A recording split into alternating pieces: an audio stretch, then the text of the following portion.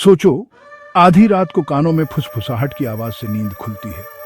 ये आवाज इतनी धीमी और रहस्यमयी होती है कि आप समझ नहीं पाते कि यह सपना है या हकीकत। आप बिस्तर पर लेटे हुए अपने चारों ओर अंधेरे को महसूस करते हैं। दिल की धड़कन तेज हो जाती है और आप सोचते हैं कि यह आवाज कहां से आ रही है। बिल्कुल सुनसान रात में चारों ओर सन्नाटा पसरा हुआ है और केवल हवा की हल्की सरसराहट सुनाई देती है। यह वह समय है जब हर चीज ठहर जाती है और अंधेरा अपने चरम पर होता है। एक भरे हुए शहर के बीचों बीच, जहां दिन में चहल पहल रहती है, रात में एक अजीब सी खामोशी छा जाती है। लोग अपने अपने घरों में सो रहे होते हैं और सड़कों पर सन्नाटा होता है। एक पुराना खंडहर नुमा घर है।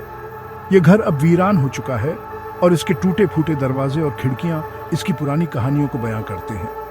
यह सालों से खाली पड़ा है और इसके अंदर धूल और मकड़ी के जाले जमा हो चुके हैं।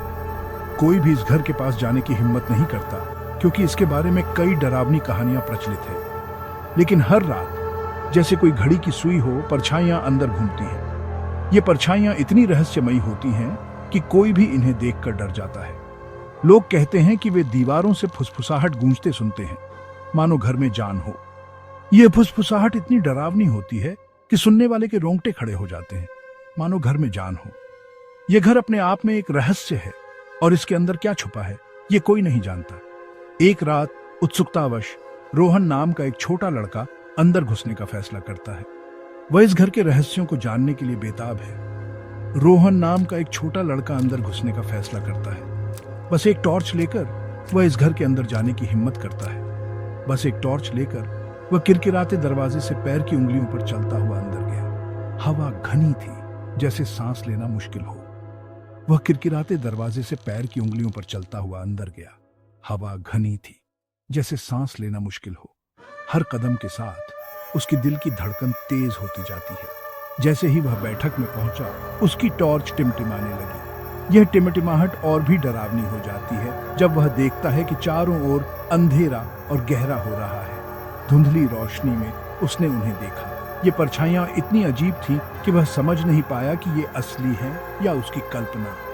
परछाइयां किसी भी चीज की नहीं, अपने आप घूम रही थी। ये परछाइयां बिना किसी स्रोत के अपने आप इधर उधर घूम रही थी, अपने आप घूम रही थी। वे उसे देखते हुए पास आते लग रहे थे। वे उसे देखते हुए पास आते लग रहे थे। रोहन का दिल तेजी से धड़कने लगा और उसे लगा कि वह अब और नहीं रुक सकता। दिल तेज धड़क रहा था।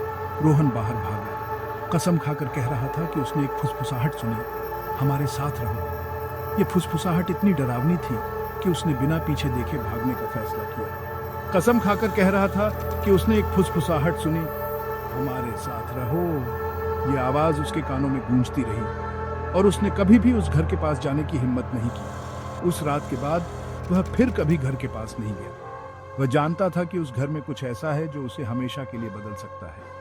क्या आप अंदर जाने की हिम्मत करेंगे? क्या आप उस रहस्यमयी फुसफुसाहट का सामना कर सकते हैं? यह घर अब भी वहां खड़ा है, अपने अगले शिकार का इंतजार कर रहा है।